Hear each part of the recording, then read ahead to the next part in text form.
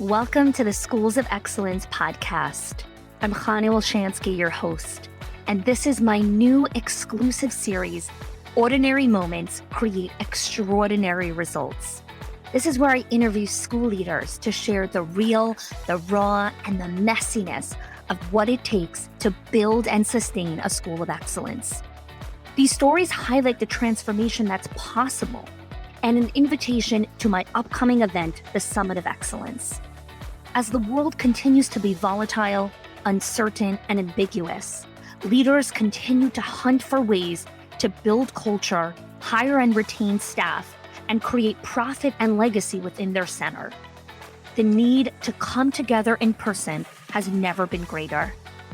This event is for owners, directors, executives, high-level mentor teachers, VP of operations, and truly anyone that is on the leadership team and a stakeholder in the education of the children. This event is a co-creation experience that is highly focused on building your network and your skill set so you continue to learn how to lead within this climate and environment. We have a super high focus on experience and luxury, and we're excited for you to get to connect with other like-minded leaders. By listening into this series of ordinary moments, I hope that you walk away with true insights into what it takes to lead an extraordinary center. Welcome to Ordinary Moments Create Extraordinary Results. Today, I'm excited to connect with Aliya Roberts, who is the owner of Pratt Street Learning Center in Philadelphia, Pennsylvania. And Aliya and I really connect on a lot of different things. One of them being the concept of the excuse of there's not enough time. She shares some insight into the fact of her highest turnover that she had during a particular season, and this kind of force shift that she needed to move herself through as she started to uncover the lies that she was telling herself about being busy, about needing to work all the time, and needing to show up and not feeling like she was doing enough. She talks about the reciprocity that started to play itself out with her staff and her families as she started to adopt this mindset of leadership, of letting go, of showing up for the team. This conversation is full of golden nuggets of all the excuses that we make. There's not enough time and I can't do it now and I'm still in survival. So if this is you, I hope you lean in and enjoy my conversation with Aliya Roberts. So welcome back, everyone, to Ordinary Moments Create Extraordinary Results, the real and imperfect routines and systems that build schools of excellence. Today, I'm excited to connect with Aliya Roberts, and Aliya and I connected in June, I want to say, of 2021. So we only knew each other for a very short period of time at the time of the release of this episode, which is in January of 2022. But in this short period of our relationship, I've really gotten to know who Aliya is, who she wants to become, who she's evolving into becoming. And today we're really going to talk about the systems that Aliya had introduced into her center that have created transformational results for her company. So thanks so much for joining me here today, Aliya. I'm so grateful to have you. Thank you for having me. I want to get started with where you began when you started your center. You have an interesting story. I know your mom is kind of like a silent owner. So tell us a little bit about the history and the context of your company before we dive into what you're doing today. So I am, a lot of times they speak about pastors' children. So I was kind of one of those. I grew up in a household that had a childcare program in the basement. That is all I remember. So I kind of grew up with children around. We literally was talking about the other day. We asked about a little boy who was with us even on Christmas Day years ago. Like it was always children around. So my mother has been doing this work since I was about 2 or 3. From my understanding, I was a really sick child. So she ended up having to stay home and she began caring for children in the neighborhood. So that is all I had known. And staff who had been with my mother, been working with her for years, still laugh because I've vowed to never be a part of the childcare industry. This was not, I was like, I will never. I don't see how you guys do it. I love the children. I would come downstairs, see them, but this was not my journey. And it wasn't initially. So I have a fashion background. I went to school for fashion merchandising. So I was a buyer. But then when my daughter was about 5 years old, I was toying with the idea of moving to California to continue in the fashion industry. But my mother actually was acquiring a building and wanted me to join with her and partner with her in the childcare, but on the business side. So she's very much in the kitchen, cooking meals, holding babies. That is her thing. And I was coming in on the business side. And that's what happened 13 years ago. So it's been 13 years now. And it was the best decision I've ever made. What made you decide to say yes to something that you kind of almost swore you would never say yes to? What was the catalyst for the yes? So at that point, I was a mother. So in my 20s, so I was still a young mom, and the fashion industry is very fast paced. So I saw that there was a divide. I worked long hours. And at that point, I started questioning, was it worth it? I loved what I did. It was my passion, but, this could be something to where as though I could continue on my mother's legacy. It could be something I could build for my children. And it sounded good. It sounded good. Yeah. Interestingly, you know what I'm forgetting? Interestingly, I was offered a different position. I went to another buying company. I was offered another position the same day that we got the license for the childcare for Pratt Street Learning Center, which is still in operation. And the childcare reimbursement, the pay salary was, it I had to compare the salaries and make a decision. And I remember saying, which one should I do? I can kind of support on the business side and not be there every single day. So I took the job, but I still helped create the foundation and handbooks and things like that. 3 months later, my whole department was laid off. They restructured the business. I literally left. I remember leaving the company and I walked into Pratt Street as the director and was there ever since. And I don't believe Wow. that it was, I don't believe it was by chance. Well, I don't think anything is really by chance. I think there's so much divine intervention that really comes into everything. And if you're a person of faith, it's God, universe, whatever you want to call it. But I think there's so much that is beyond our control. What we think we're the puppeteers of our life, and we're really, really not. So let's dive a little bit into the mindset that you have slowly shifted into when it comes to being more organized, being more systematic, being more methodical, more intentional. What was kind of this breaking point? And I know it's never one thing. There's always like a bunch of things that lead up to like, okay, I can't do this anymore. First, what is the I can't do this anymore? And then what was the breaking point of I've got to do something different? Interestingly, and I think I told you this before, I will never forget, I'm one of those, you think you can multitask. I was on a retreat. So in June, you had the conference and I was Yep. on a retreat and I was listening. I'm like an audible girl. So I'm listening and you kept saying, you are not a machine. You are not a machine. That was it. And at that point, I was truly tuned in because I wanted to understand. I'm like, I'm not a machine, right? So at some point, I adopted it. And I was like, I'm not a machine. Like, it doesn't make sense. Why do I think that I could do all of these things and do them well? It's stressful.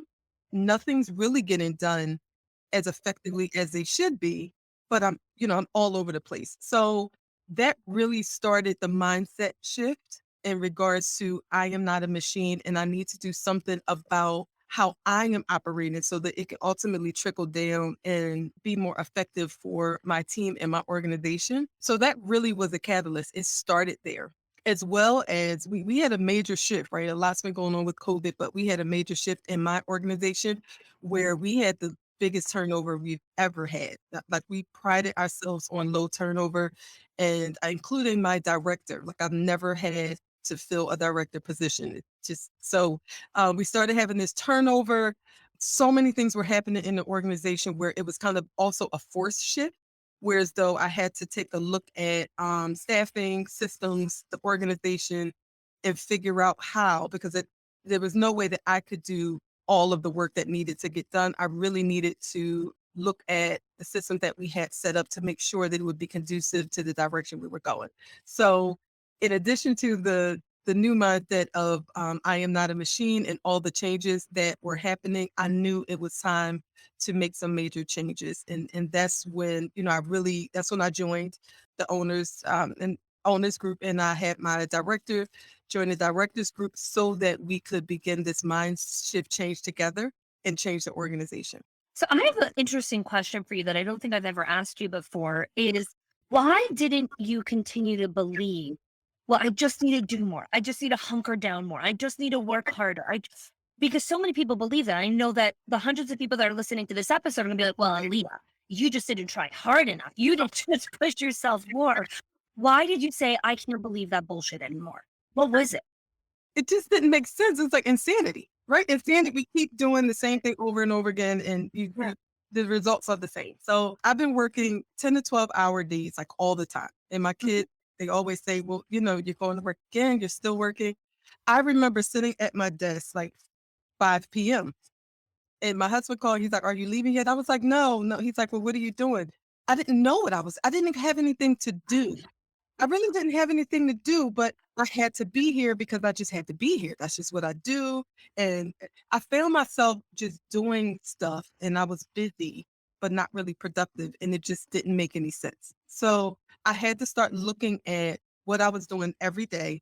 Once I began to really understand that I'm at the head of this organization, and if I'm all over the place, and yes, we're doing well, things look really good. However, our systems, everything was all over the place and there was no set system. So therefore, it didn't make any sense. So how much more effective would we be if I really hunkered down on what I was really good at and allowed those people who were a part of the organization to tap into what they were really great at, reduce the amount of time that we're working, be more effective and productive, how much more better will we be? And it costs less. Like, I mean, come on. So, and I could spend more time with my children. Like, Yeah. all of it just made sense. Like, it didn't make any sense. I was here for all of those hours just to be here.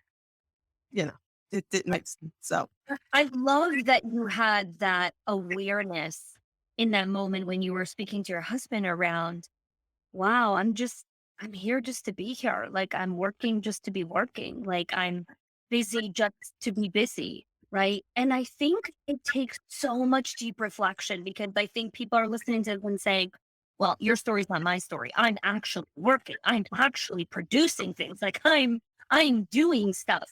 But it's not true. You're not. No, like there comes a certain point where it's the work actually becomes a slog. You're not actually productive anymore because it's too grueling on your body. You are forgetting that you're not a machine, that you're a human.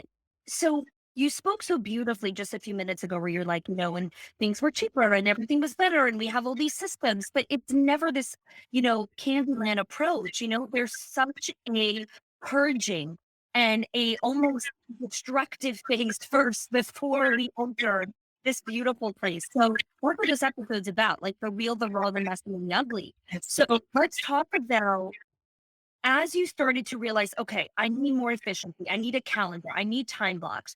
What were you doing that wasn't necessarily healthy while you were doing all these good things? Like what were some of the filling the void, right? Because when you're at work till 7 p.m. and then you all of a sudden start cutting home early, you don't all of a sudden walk across and like, all right, who wants to read a book? I'm gonna make cookies for everyone. Like that's not what we do. something actually that was a aha moment on the retreat that I was on that day. We spoke about where this mindset came from that I had to be so busy and I mentioned earlier about carrying on the legacy and I had to do all of this stuff. I really realized about myself that a lot of things I was putting on myself. Like no one expected all of these things from me.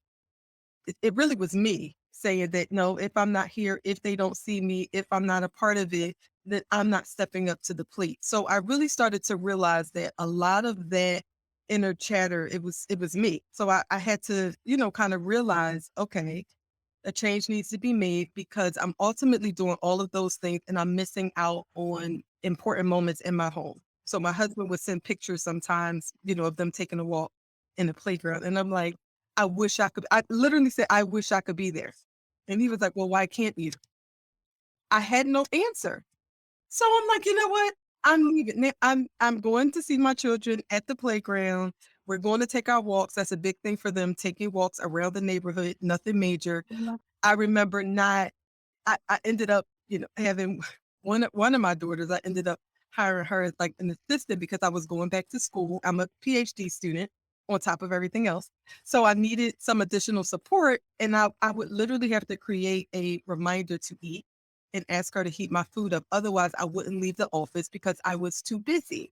And I don't want to make it seem like I wasn't busy or I wasn't. Yeah. I was, but I was manufacturing. I was adding things. Oh, I can catch up. I can catch up. But I was never caught up ever. And I really didn't have a higher level goal of what needed to get done today.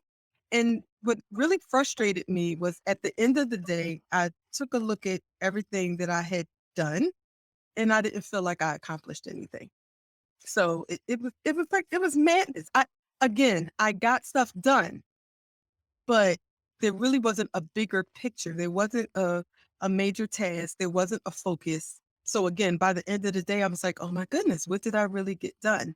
I'm tired. I feel like a wrung out towel. Yeah. But what truly happened today? Exactly. What really happened? And I couldn't really answer for it. So none of it made sense. None of it made sense. One of the practices that you've really adopted is the gratitude practice. And I talk about this a lot on the podcast. We have a whole episode 3 on the show. Sometimes I feel like I talk about it ad nauseum in all of my groups and all the coaching. What shifted for you as you began to really adopt this mindset of this gratitude practice for your company?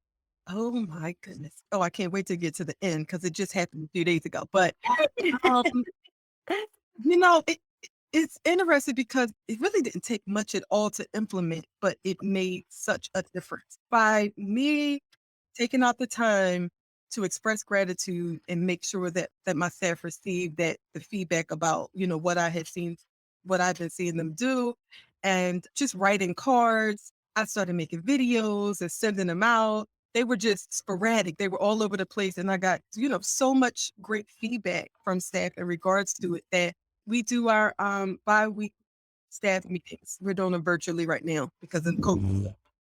We do our meetings and they have a set agenda, and a part of it is it's called headlines. It's about gratitude. It's supposed to last about 5 minutes because every piece of the agenda is timed, but that is the longest part of our meeting. So it's headlines, it's scorecards. We go over all of our information, and then the longest part of the meeting is supposed to be issues where we work through issues. That's like the shortest amount of time. But the longest amount of time is so many people shouting out their coworkers because they are grateful that they did whatever. And that is the longest part. So I'm typing and I'm typing because I record the minutes and I'm typing all of the shout outs that the staff are giving one another. It's no longer just me expressing this gratitude. It has now been adopted as everyone gives gratitude to everyone. And this happens bi-weekly. And when it's things that seem so little, but they're huge to everyone else. Like we have one staff person who breastfeeds, so she takes time. So she's so grateful to the staff who relieves her during that time. It's staff who had some losses and family members. So they express gratitude for everyone just being so supportive. But I promise you, every other week we spend so much time because everyone wants to say thank you to someone else in the organization. And it's huge. It has totally changed the feeling within our organization as well. And by the time we get to issues, because issues doesn't always have to be like an issue, it just may be a topic of discussion. Sure. It might be one or two things, but we don't spend the 30 minutes on it that's allotted.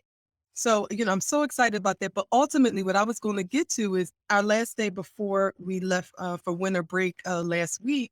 Thursday was our last day. They called me into the auditorium and it was a surprise. So I walked in and they had a presentation and they had a tree and it had all of these cards on it. And it was called the Giving Tree. And it had cards of gratitude from all the staff to my mom and I. I did the same thing.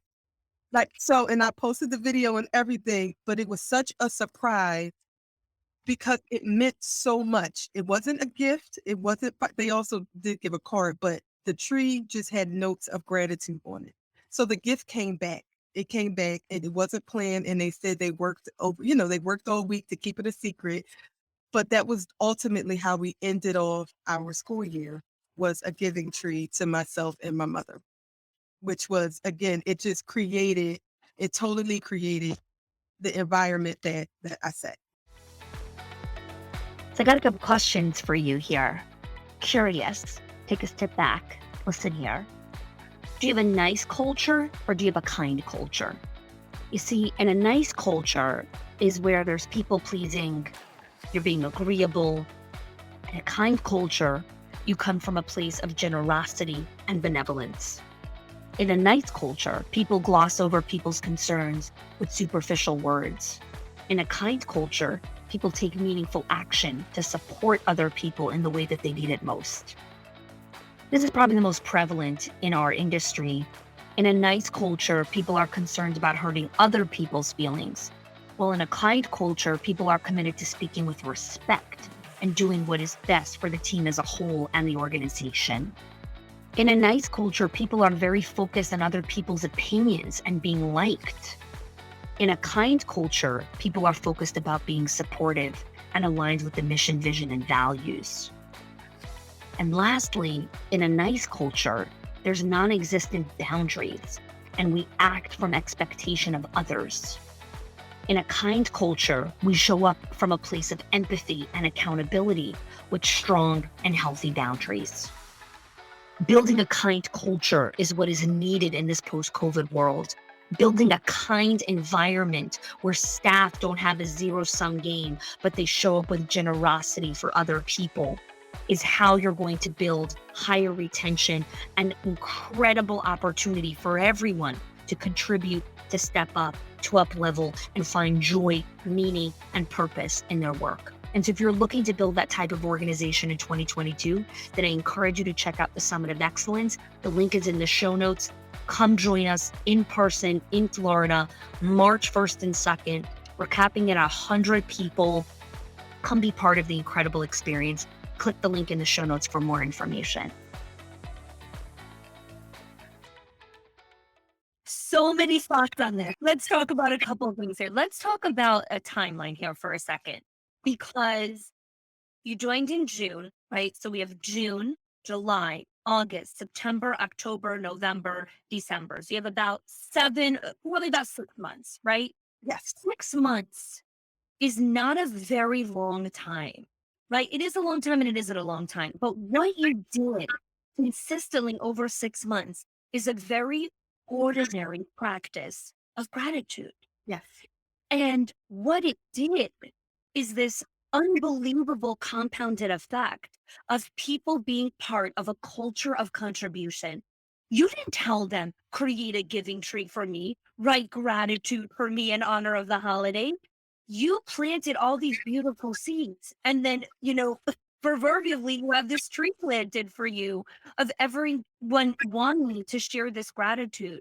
And I hear so much resistance sometimes from leaders of like, but I do gratitude, but I say thank you, and it doesn't work.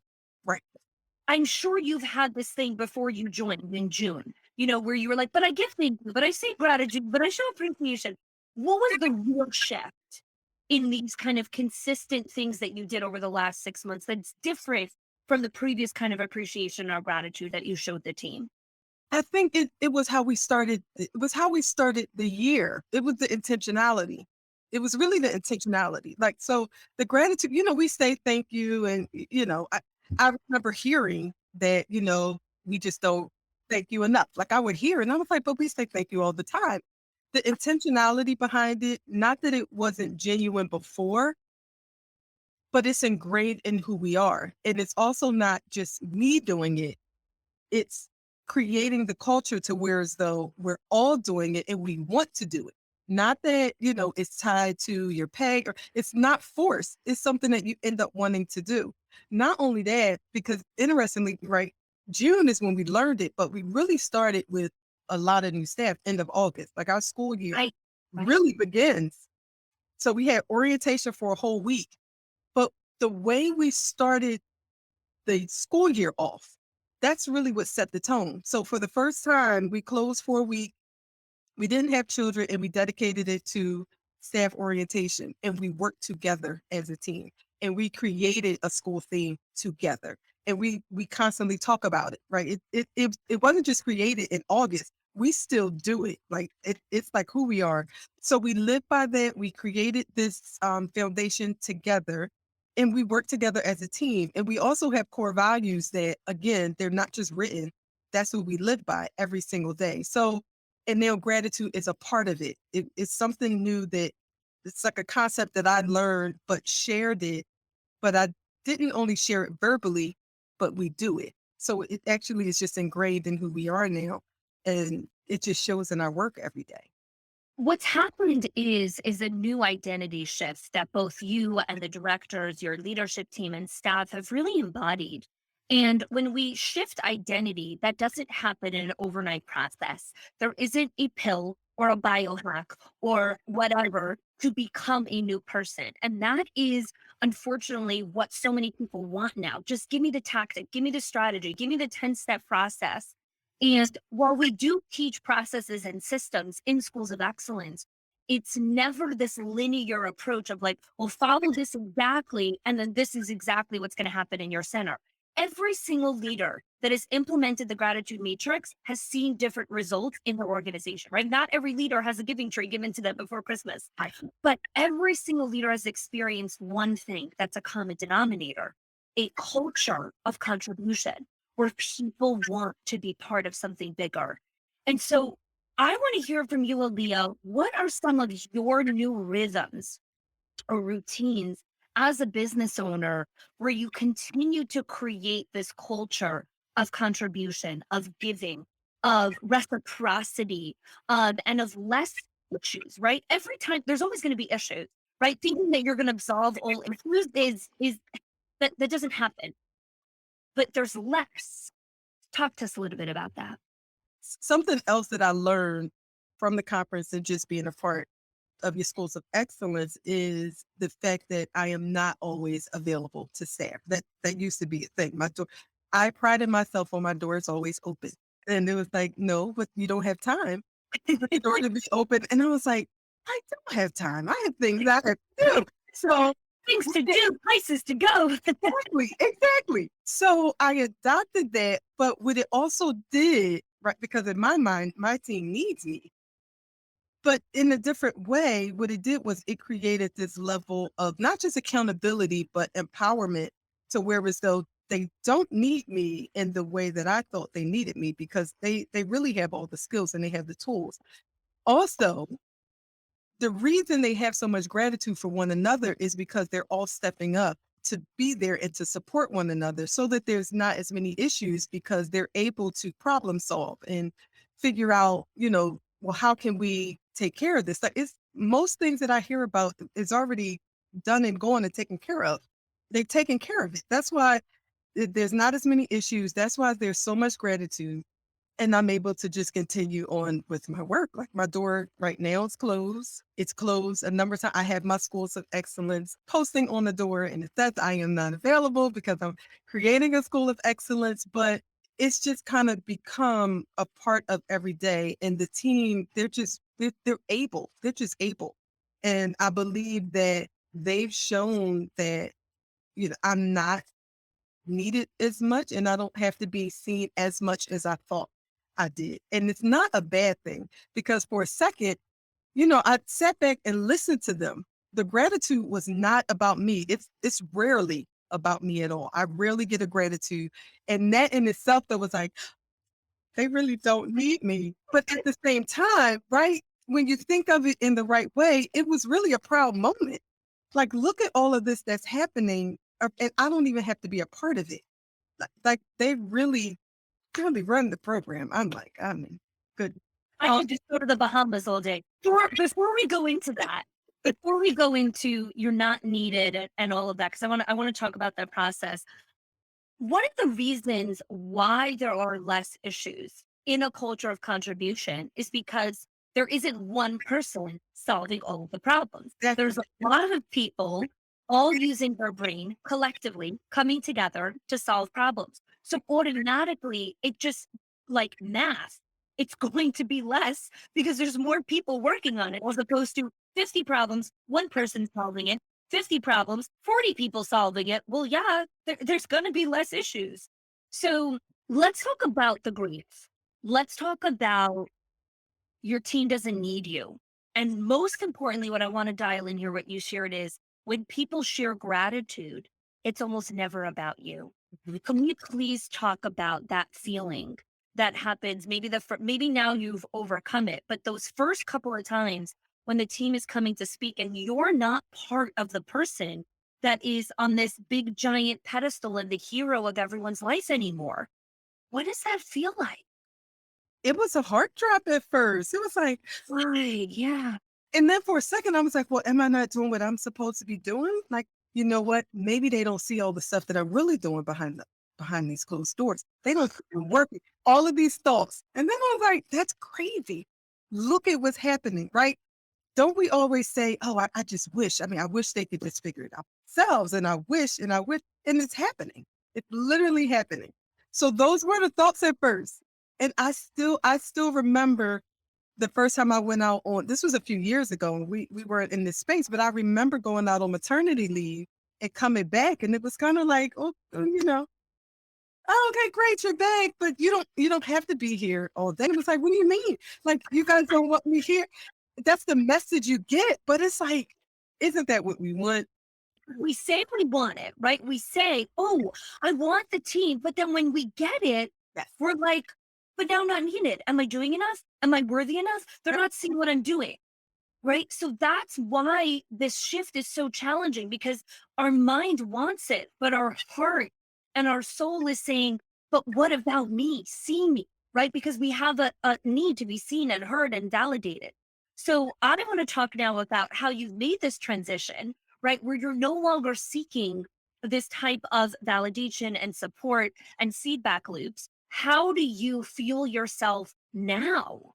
As you've made this transition where the team gives gratitude to one another and they take care of one another, what are your new systems? What are your new routines?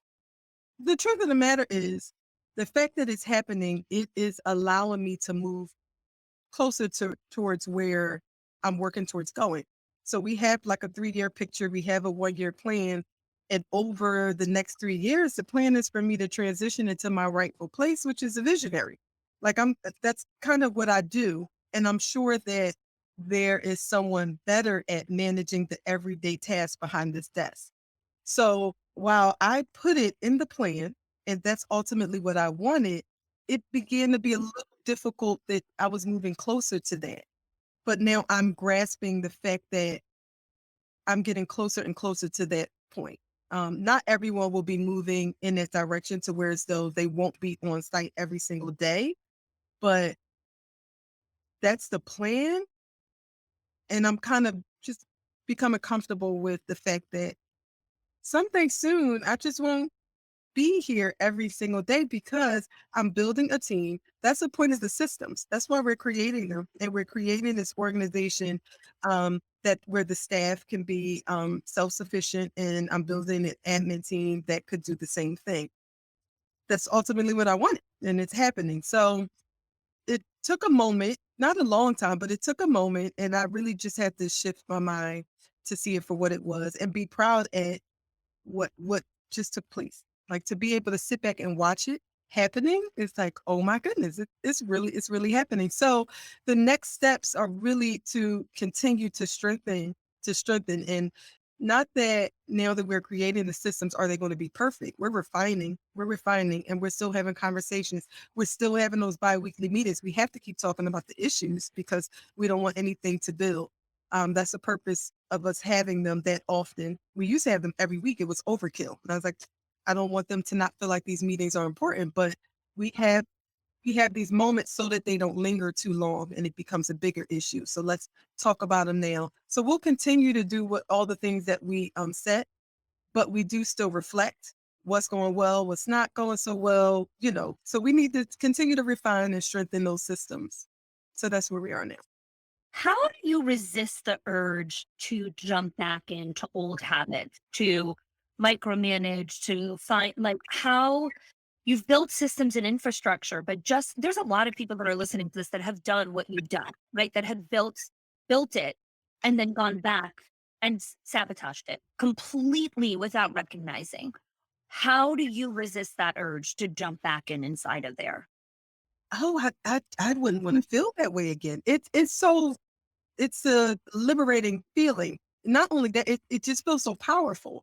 It feels so powerful, and I'm just proud of where we are. So I would have no desire whatsoever, Mhm. To um, go back there. to go back at all. No. Mhm. And to see such growth, right? To Yep. see growth in myself and other people in a matter of months. It's like, what else can we do? We're the conversation that I'm having with staff, and now that they resolved one thing, and now they realize that the videos that I were doing, I don't typically do videos, and I don't do lives, and I don't record myself. So when I did them, they were a challenge. And my one of my staff said, I really like those videos. I think I'm going to try them for my parent.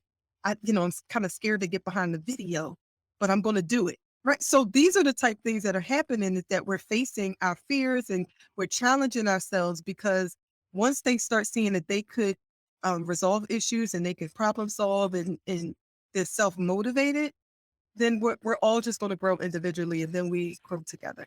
So it's exciting to watch it. Yeah, I think the other thing that I want to bring awareness to you from is you're very aware of where you're going, and so it's easier not to fall back into old habits Yeah. when we are cognizant of what we're building, Yeah. of what we're creating, and why we're going there. Then even when we get the thing that we want, we go back over there because we're not aware that no, no, no, this wasn't the end all be all. There's more to the journey. So I think that piece, I just want you to be aware of, like, you're hyper aware of the mission and vision and values of what you're doing here in this world and what you're building. And that creates that tight alignment with not falling backwards. You're right. You're right. Thank you. Yeah. So for anyone that's listening, and you've come to a place where Aliya is, and you find yourself sliding back, one of the reasons we slide back is we've lost ourselves. We've lost what we're really pursuing. So let's go into, as we kind of, wrap things up over here. This series is all about ordinary moments create extraordinary results, right? And some of the ordinary moments of gratitude and these simple systems, the door sign, these are simple, ordinary things that have created massive impact. What are some of the ordinary moments that you are enjoying as a mom and a business owner because you're doing this work? The balance, the balance. So I am not here just for no reason anymore. Very intentional. I still remember learning about, like, going through the modules and learning about theme days. And that, Mhm. like, I literally have them in my calendar. So I'm very focused. I have a focus when I come in every day, so that I'm able to focus. And something that I learned to do, I actually was speaking with someone else, and they told me about thinking about all the things that I do throughout the day, and not just with work, that if I look at them as activities that I complete, and I'm proud of them, and I look at them as something that I actually have done, I won't feel like I haven't completed something at the end of the day. Like, for example, having my shakes every morning is a big thing. Getting my children to school on time is a big thing. Doing a building tour is a big thing. So if I'm able to get those done, which I usually do by 9 a.m., I actually had a really good day. I had a good day. Everything else on top of that is great, but I had a good day. So thinking of it differently, having my theme days, blocking out my time, making sure that I have a focused day allows me to be a lot more balanced. It allows me to leave here at a reasonable hour, go home, take walks with my children, or do whatever it is that they want me to do. And quarterly now, I'm actually doing more traveling. So my husband and I, with the children, we're actually able to have more time off. And then I have my days for school. So I'm just really able to balance better without being at work all the time for hours on hours with no reason behind it. So all in all, I am a lot more balanced, and my time is used effectively. You're creating memories with your husband and children that, when we look back at the end of our life, it's those moments where we're like, I used my time for what matters. And really, those are some of the greatest regrets that we always have in life. Did I use my time, which is my only non renewable resource, in a way that really matters to me in that season? Right? How old are your kids again? Remind me. Except my young 7 and 9, and then Right. they're older, but those are the 2. Yeah, right. So your two younger ones, like they're only 7 and 9 ones, right? Like you'll have these bigger seasons where you're not taking care of young kids and you don't have this opportunity, right? And I think this obsession with the time of everything has to be now and I have to do it now, now, now. Why? Right? And you've really embraced this beauty of slowing down, of not working just to be working, and really embracing this balance, which I think is such a gift.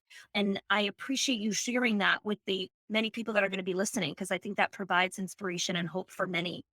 So, my last question to you would be is exactly that. What is a journal prompt, a reflection question, something for our listener to be thinking about after they heard your story? What do you want them to walk away with? What can they think about? Just being reflective on what is it that you desire as an individual, because you are not a machine. And we tie ourselves so much to our work that we don't take a moment to think about what it is that we need and we want individually. And what that also does is it allows you to do the same for others, because we have staff and they're individuals as well. Teach them to do the same thing. So reflect, journal, have personal thoughts and personal goals, Mhm. balance your life so that there's no regrets, and then teach your staff to do the same. And then we'll all be a lot more well balanced and a better team for the children and families that we serve. I hope that you enjoyed this episode of Ordinary Moments and take a couple minutes to pause and self reflect on how this really might impact you, your family, and the center. So, I also want to share that the Summit of Excellence is very fast approaching. It's going to be held on March 1st and 2nd, 2022, right here in Florida. And sometimes we like to know, what have some previous attendees shared? What is really going to be the impact on my center? What has the ROI been? How is it really taken into account leadership skills and long term impact of culture and really creating profit and legacy within the organization? So take a listen into what some of our attendees have had to say about our past events. This really is the best professional development that I have found. I've gone to a lot of conferences. This one is beyond just getting information. This has been my third live event. Every single time I attend a live event, it's totally different because Khani continues to up her game, continues to do research, continues to refine exactly what she's giving over.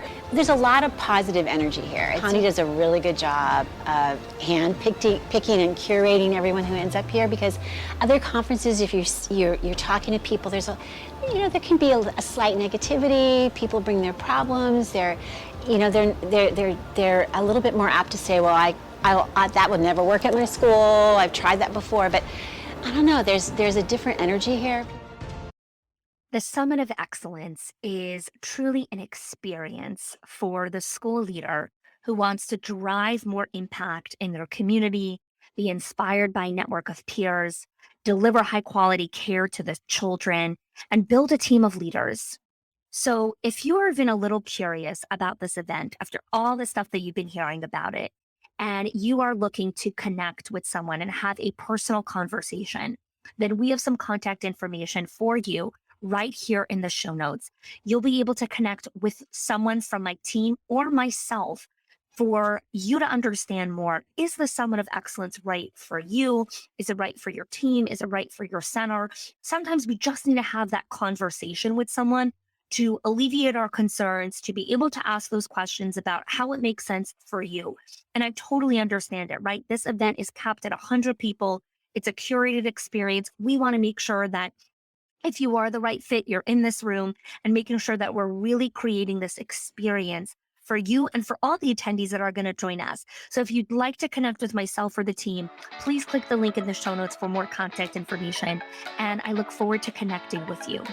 If you are loving the Schools of Excellence podcast and have gotten any value out of it for your school, I would love if you can do two things for me.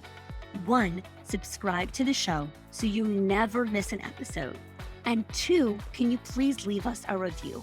Reviews help other school leaders know that this is the place to learn how to build a school of excellence. And I would be so grateful if you can do that for us. Your help and support makes this show to be able to be listened by the thousands of other school leaders all around the world. Thanks so much for listening, for giving us your time and attention each and every week. And I appreciate that you have joined us.